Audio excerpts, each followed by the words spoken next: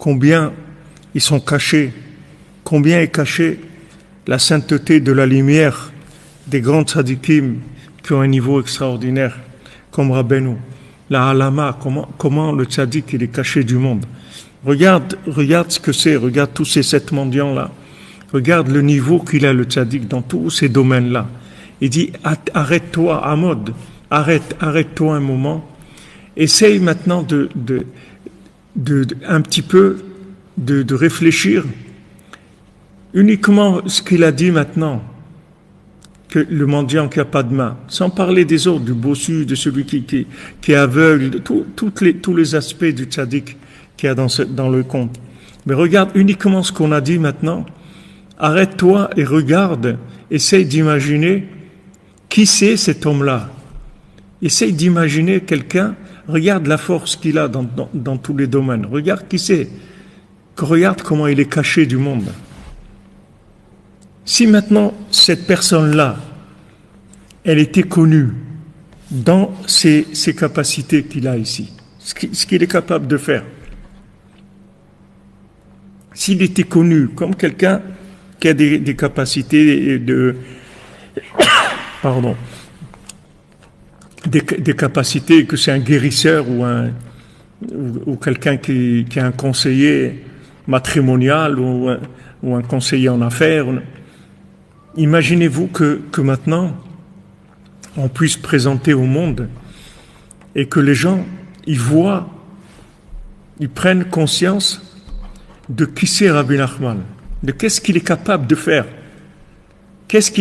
comment il est capable de guérir les gens, comment il est capable d'amener une réparation parfaite, totale, complète à chacun et chacune d'entre nous. Si on arrivait à être conscient de ça, alors c'est sûr que le monde il serait complètement différent. Les gens ils viendraient tous à Ouman, les gens ils feraient tous Tikkun HaKlali ensemble. Il y aurait des millions de gens qui feraient le Tikkun HaKlali, des milliards de gens qui feraient le Tikkun HaKlali ensemble.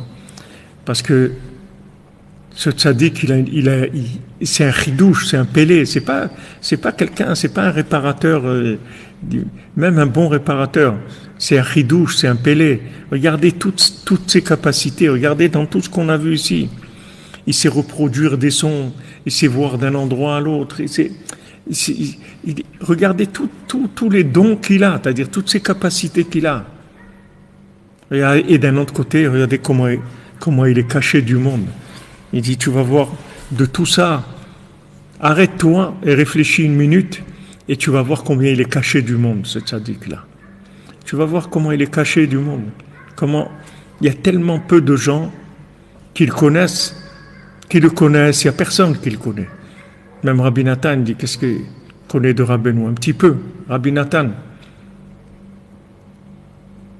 Mais qui est-ce qui connaît Rabbeinu, qui connaît quelque chose, un tout petit peu de Rabbeinu? C'est caché du monde.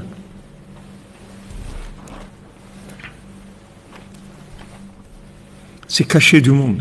C'est ça le problème principal qu'on a. C'est qu'il est caché, le tzaddik. Même quand on dit les mots, on a dit des mots, mais ça reste caché. Parce que si c'était révélé, il y aurait une autre attitude par rapport à ces mots, complètement.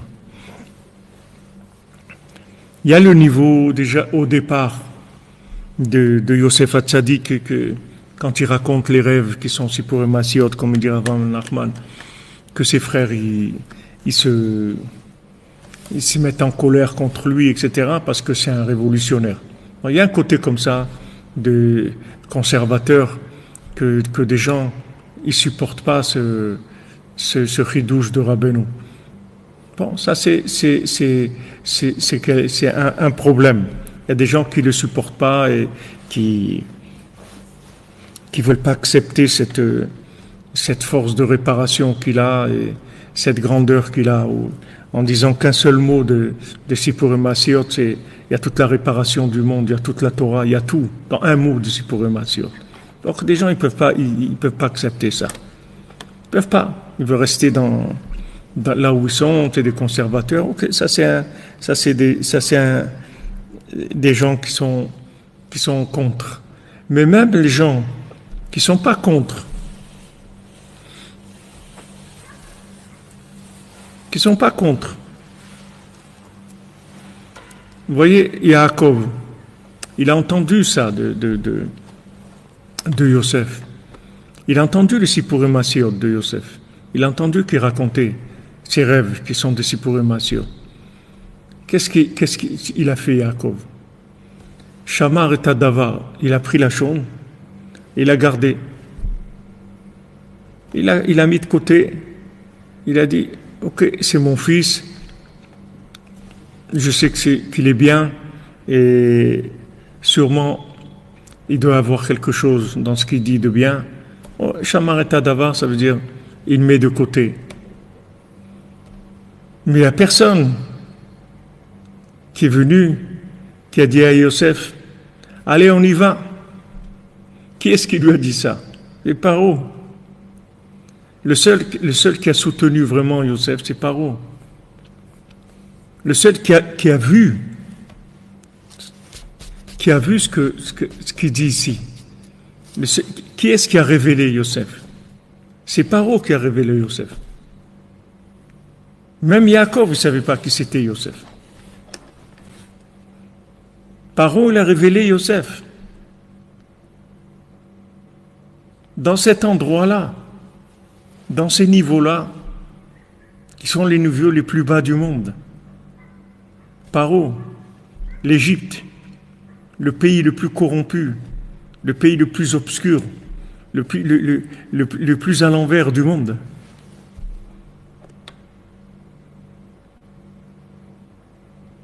Paro qui dirige ce pays, il voit Yosef,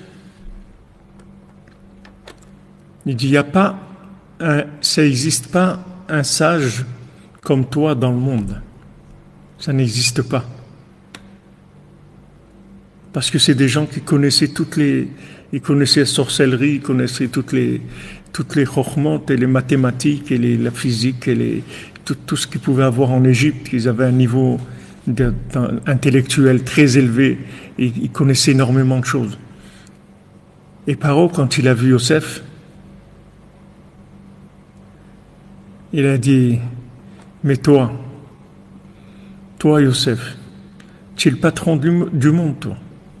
C'est toi le patron. Tiens, prends les clés de mon royaume.